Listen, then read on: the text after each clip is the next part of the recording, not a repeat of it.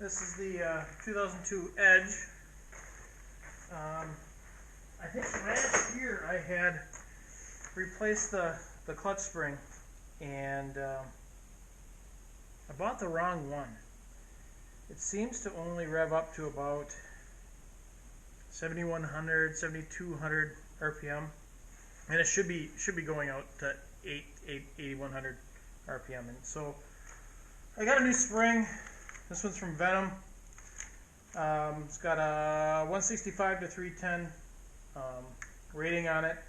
I think this one's only at like 250, 260, maybe even less than that. I don't remember for sure. But so I got to replace that. You'd think this would be an easy job, right? Well, why is it when it's 2 degrees outside, nothing's easy? But so I went to pull this bolt, and you can see it doesn't line up well with the hole. So when I go to pull it, it hits the bulkhead, the belly pan, and so I can't get it out. So I think what I'm going to do is I'm going to take the cover off with the clutch attached to the motor. I don't know. This could kind of suck. And it's so frickin' cold. The belly pan's not flexible, so I can't move it. Anyway, so yeah, let's see what happens. Let the suck begin.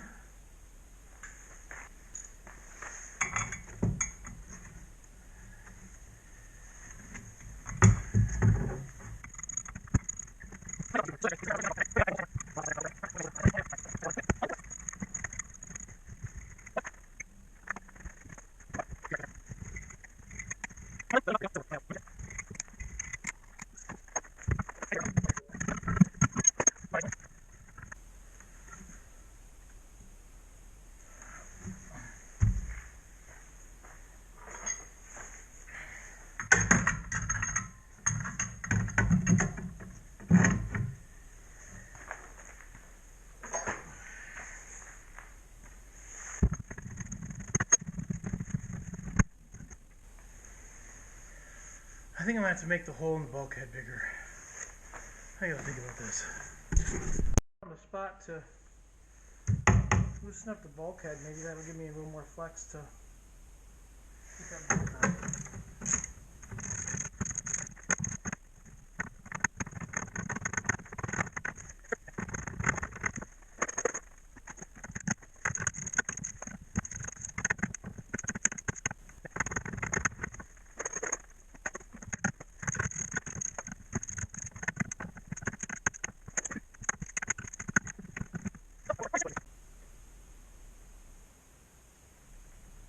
But on the back side here, it's got, oh, hold on now.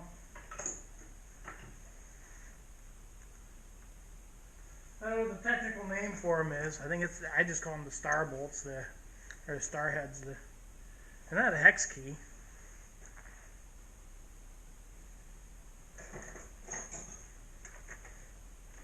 I've seen them on cars with when they have the hole in the end of them, they call them like a security key, but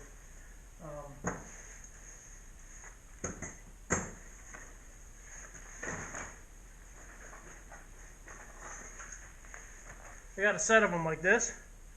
Well, can you see that? Huh? Can you see it? Okay. Anyway, I think I got these at Harbor Freight. Stupid cheap, but man, do I use them a lot. Anyway.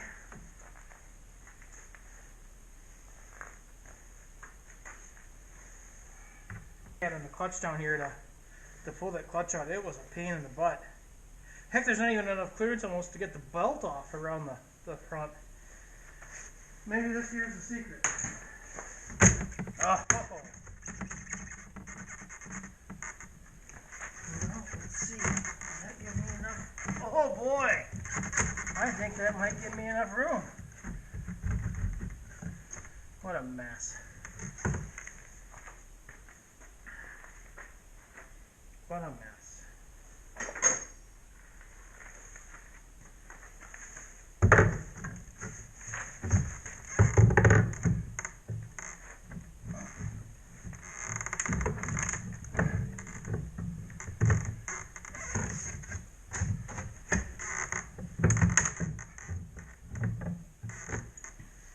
I gotta do more thinking. I don't think I've ever started one of my videos by letting everybody know that I'm an idiot and I'm just a backyard mechanic trying to enjoy snowmobiling and the ATV and all that stuff, and don't have a whole lot of funds to support buying brand new equipment, so or paying for shops to replace stuff. So I rely on there's a Facebook page out there, Polaris Indie Garage. It helps me a ton with trying to figure out how to fix this stuff, and probably about, it all started back in 2016, maybe something like that, where my brother gave me a snowmobile he just got tired of dinking around with, and because it would never idle, and he didn't want to deal with it, so he gave it to me, and yeah, it all started there with that little bit of an obsession, and got it to idle, and kind of got the bug for working on this stuff, and really kind of enjoy it, seeing some success and some failures, of course. Case in point, the stupid clutch and trying to get this out. So anyway, back to the issue at hand. I got a hole saw, and I'm going to make this hole just a bit bigger so I can get that clutch bolt out, because yeah, stuff's not working right, and it's freaking cold. It's got to be, I think I saw my my thermometer in the house there, it was about 7 below, and it's horrible. So I only do little bits in the garage, get into a bit of a pickle, and then have to figure out, redirect, try to figure out how to fix stuff again, and think about it, and come back to it again. Yeah, I don't know if it's just because it's so freaking cold, but that's also, I don't know, maybe just a little bit about how my mind works, and I have to kind of think about things a little bit, and then come back at it. So hence the hole saw. Hopefully it works. We'll see here in a second. I don't want to take a ton out of this. I don't want to make a huge hole. It's already elongated, which is interesting. It must come that way from the factory, I suppose. I should say this sled, I've had it for 3 years now. I bought it from a guy up north of Wausau. Got a pretty good deal on it, but it didn't take long, and the 600 in it that was there blew, and I replaced it with this 2600, and yeah, so, and boy did it blow. Threw a rod and tore up half the crankcase. So anyway,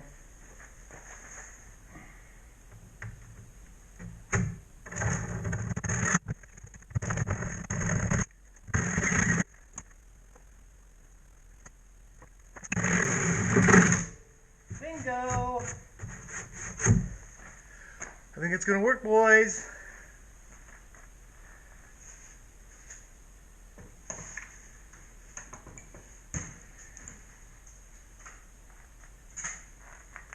Okay, I'm going to pause here and warm up again.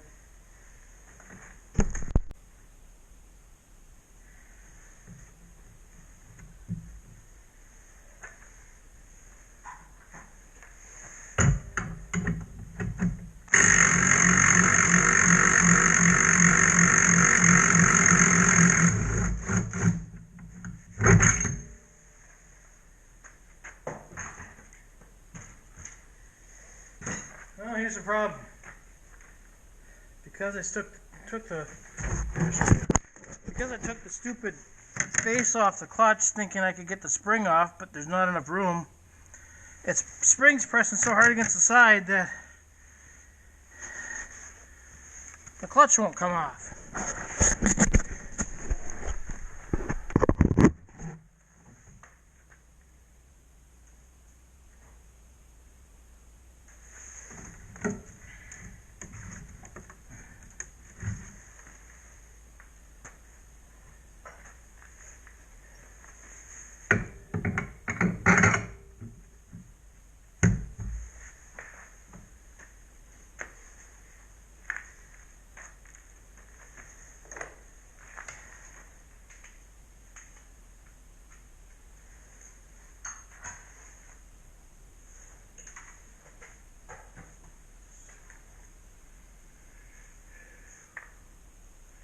You guys see where I put that socket? There's the one I had on the end here. Well,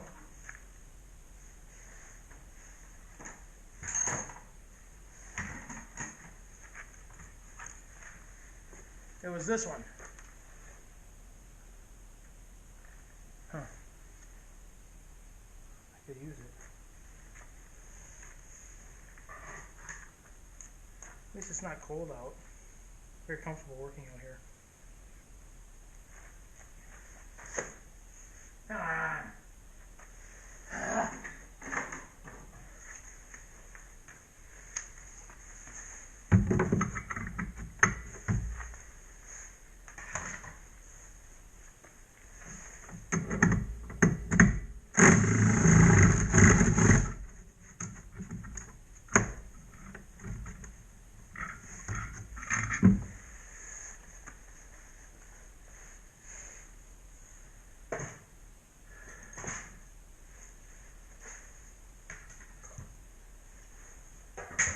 I made sure I didn't put that one away either, so that'll help. Oh, now you're not coming out. Put this back in there.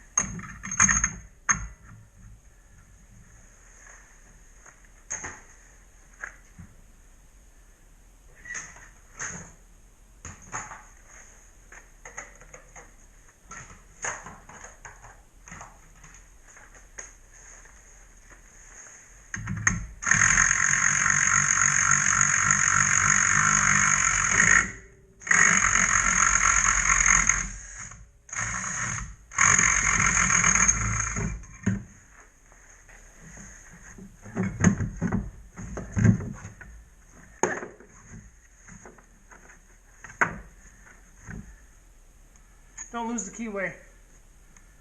That's for the secondary. I found my socket.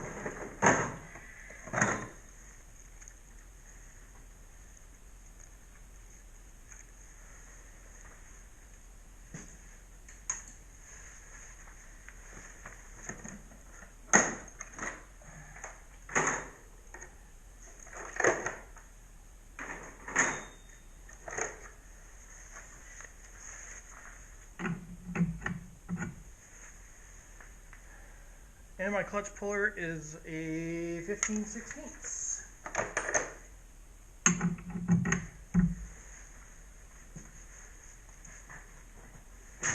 I'm not confident this little impact's going to get it off, though. We will see.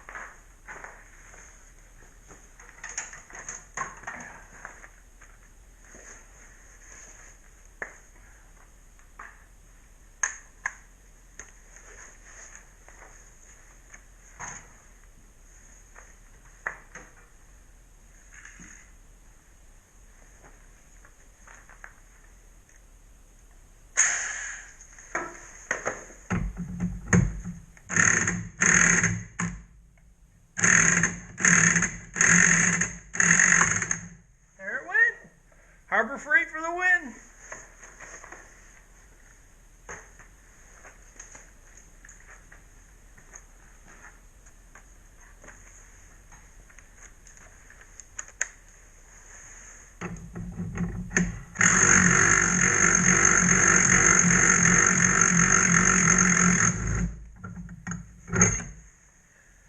So here's the clutch puller.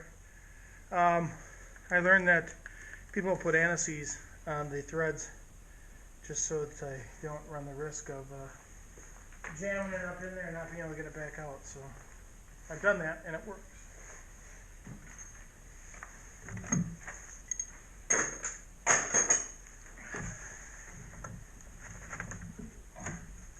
Well, what the hell? Oh, come on!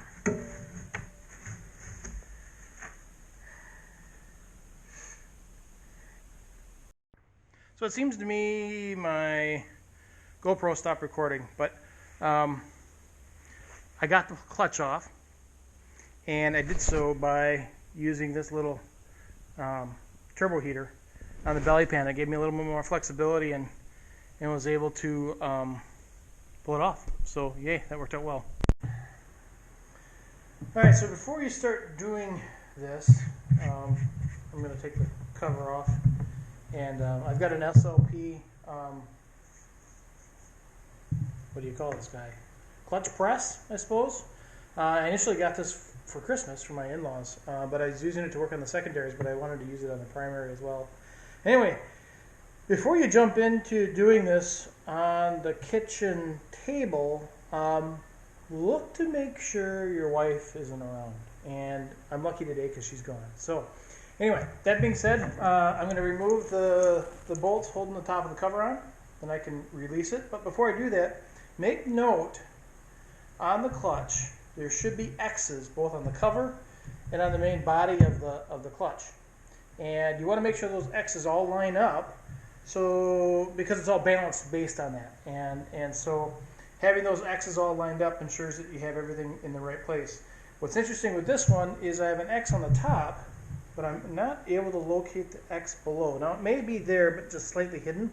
So what I'm going to do, I've got some paint markers. I'm going to go ahead and mark a line on each of the different sections so I can make sure that I have, so I put that back together correctly.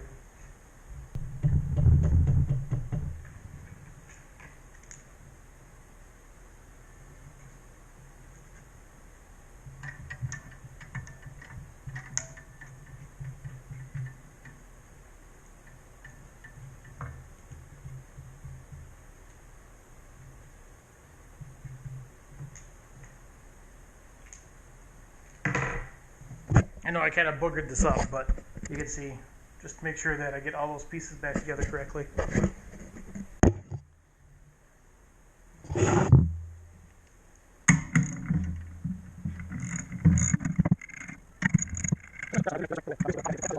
I'm going to be pretty talented at that stuff. So.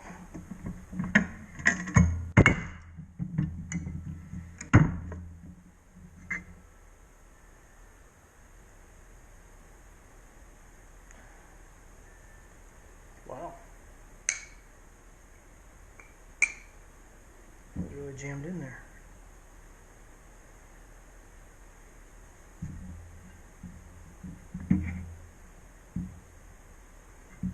I can see where I would have to send this clutch in at some point. A little dirty, a little grimy. But beyond that, oh yeah, okay now. Look at that. There's the X. Let me show you this real quick. And hopefully you can see it okay on the camera. So I marked, right? There's my yellow. There's my yellow. You can see the X above it. So you have the X there. And then if you look on the spider, there's the X there. So yeah, it's all on there. Just had to find it. Just wanted to see. I've seen recommendations where guys will go up to a 60 gram weight. I wanted to see what was in here. I think these are from the factory. It's a 58. And so, I don't know the first thing about clutching, guys. But yeah, so these are a 1058 weight. I'm told this thing really rips with a 60 weight. And I don't know what that does. I don't know if that creates a higher engagement, puts it in the higher power band, so it's generating more horsepower before the clutch engages. I assume it's probably got something to do with that. Trying to protect my wife's table as best I can. So here's the clutch spray I got from Wall Brothers Racing. This came from a recommendation from Drew Speeder. You can find him on the Polaris Indie page. He's been real helpful with me trying to figure out what the heck to do here. Totally the wrong engagement weights on this spring. I think I got this from EPI. Way light. I don't know what I was thinking. I don't know what I was thinking. I should have asked for more help from the other resources in the group. So anyway, put this back together. It's interesting they're both yellow, or I'm sorry, orange. Height. All right, take a break here.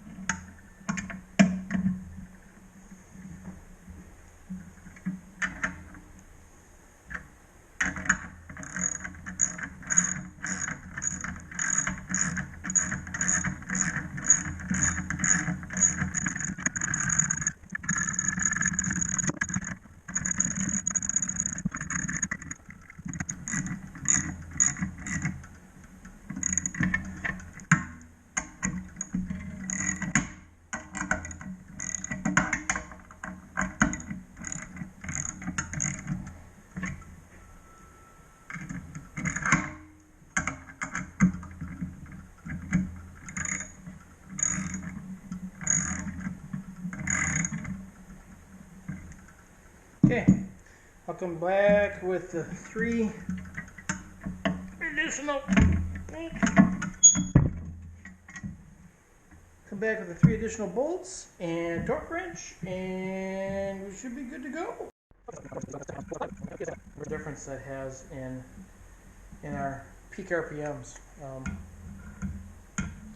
don't know if I mentioned I was only able to get up to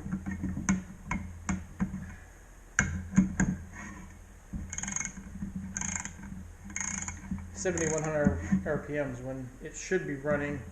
It should max out at 8,100.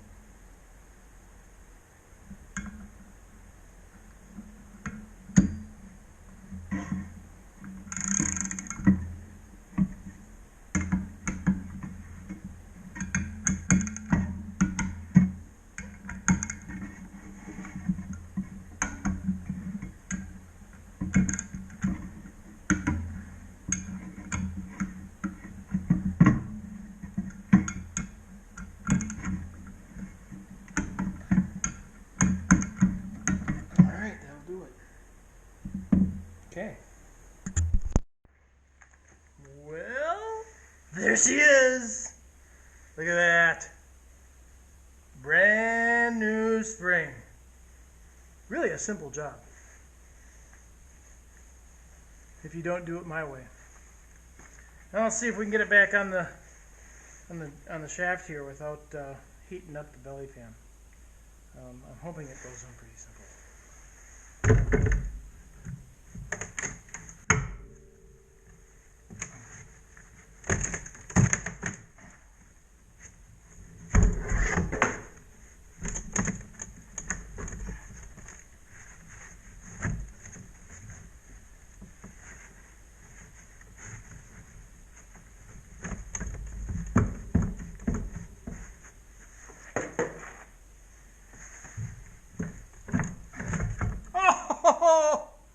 It's on. Okay.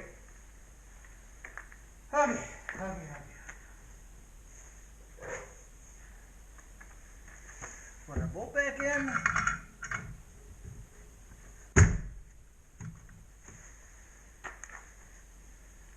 There.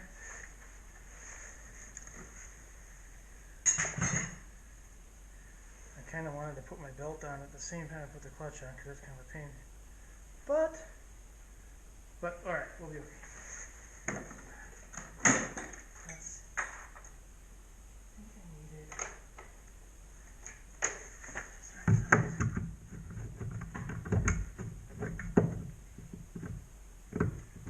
Yep, there we go. All right.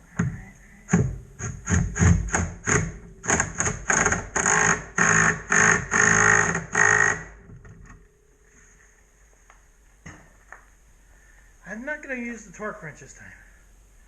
I've heard guys just do a little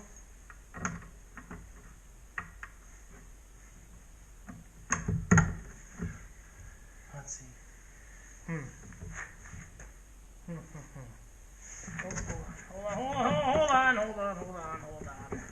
Hold on. Put this guy back. Put this guy in here. Let's see, we're tightening it up. So, yeah, okay. Got my, whatever you call this guy. Tire iron? Tire iron? Tire iron? It's amazing how a mood changes when stuff starts to go back together again. Ah, incredible feeling.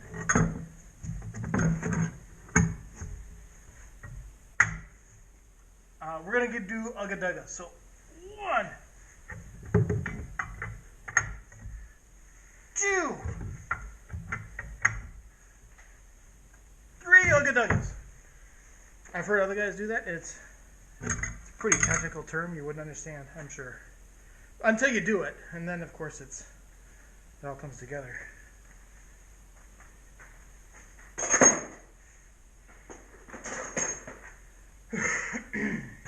All right, belt. So let's get this belt on. I struggle with the belt part, by the way.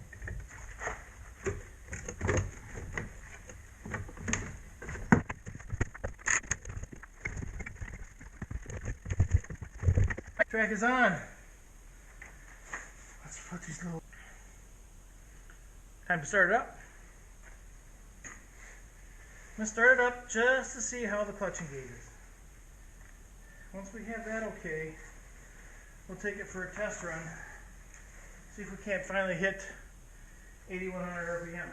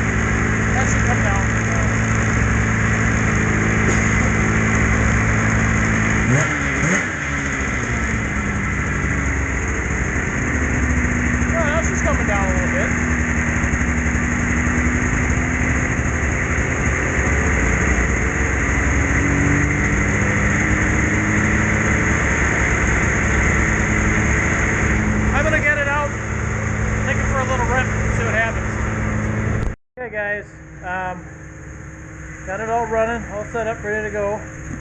Got the cracks on. I don't think anything can go wrong from here. So we'll see if we can't get the RPMs up to 8,100.